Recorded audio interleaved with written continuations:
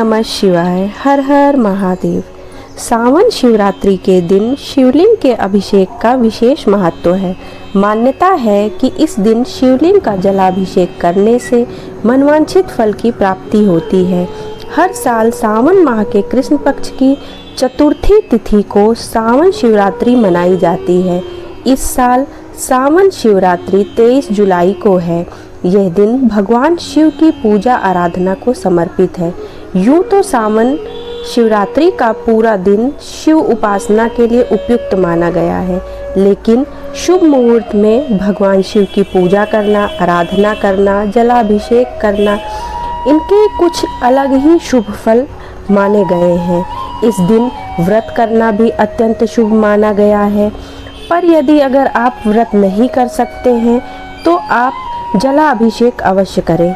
कहते हैं इस दिन शिव उपासना करने से साधक को सुख, समृद्धि व यश कीर्ति की प्राप्ति होती है। पौराणिक कथाओं के अनुसार सावन की शिवरात्रि भगवान शिव व माता पार्वती के पुनर्मिलन का प्रतीक है। यही कारण है कि इस दिन शिव पार्वती उपासना से अखंड सौभाग्य के साथ सुखद वैवाहिक जीवन का आशीर्वाद मिलने की मान्यता है। इस साल सावन शिवरात्रि पे भद्रा का साया भी रहने वाला है। ज्योतिष शास्त्र के अनुसार भद्रा काल में पूजा पाठ व मांगलिक कार्यों की मनाही होती है। तो चलिए आइए जानते हैं कि इस बार सावन शिवरात्रि पे पूजा का मुहूर्त क्या है, 4 पहर की पूजा कब कब की जाएगी और भद्रा का समय क्या है। सावन शिवरात्रि पर ब्रह्म मुहूर्त सुबह 4:15 से सुबह 4:56 तक रहेगा। ब्रह्म मुहूर्त जिसका अर्थ है ब्रह्मा का समय।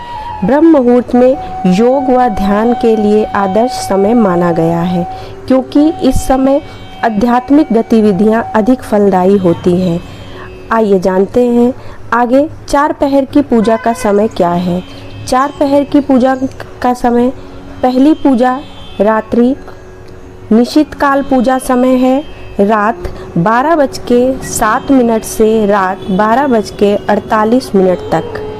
रात्रि प्रथम पहर पूजा का समय है शाम 7:17 से रात 9:53 तक। रात्रि द्वितीय पहर पूजा का समय है रात 9:53 से रात 12:28 तक। रात्रि तृतीय पहर पूजा का समय रात 12:28 से प्रातः 3:03 तक रहेगा। रात्रि चतुर्थ पहर पूजा का समय प्रातः 3:03 से सुबह 5:38 तक रहेगा। इन पहर में हम भगवान की पूजा, साधना, अर्चना कर सकते हैं। आइए अब जानते हैं कि भद्रा काल का समय कब से कब तक रहेगा। तो भद्रा रहेगा सुबह 5:37 से प्रारंभ होगा और दोपहर 3:31 पर समाप्त होगा।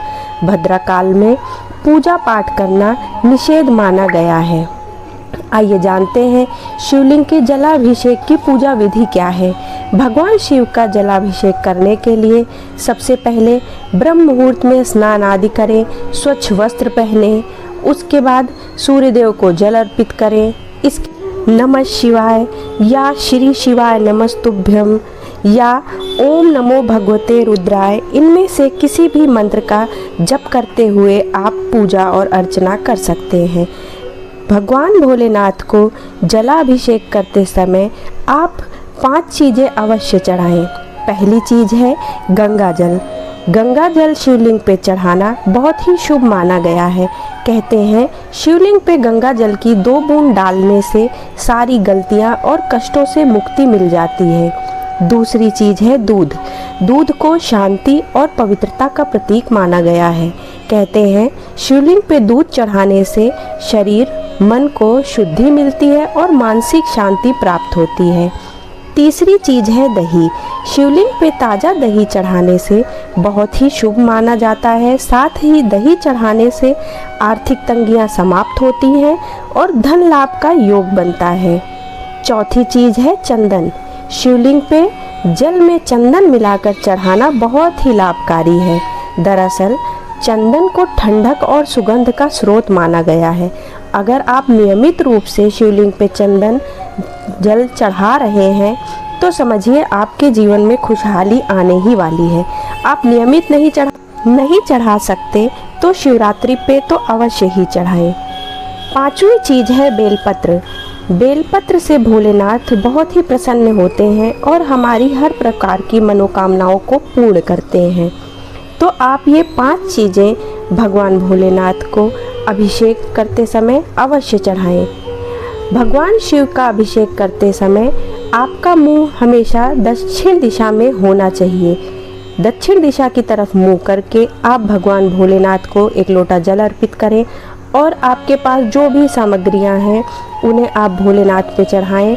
उसके बाद आप भोलेनाथ की आरती करें, चालीसा पढ़ें और भोलेनाथ की उपासना करें।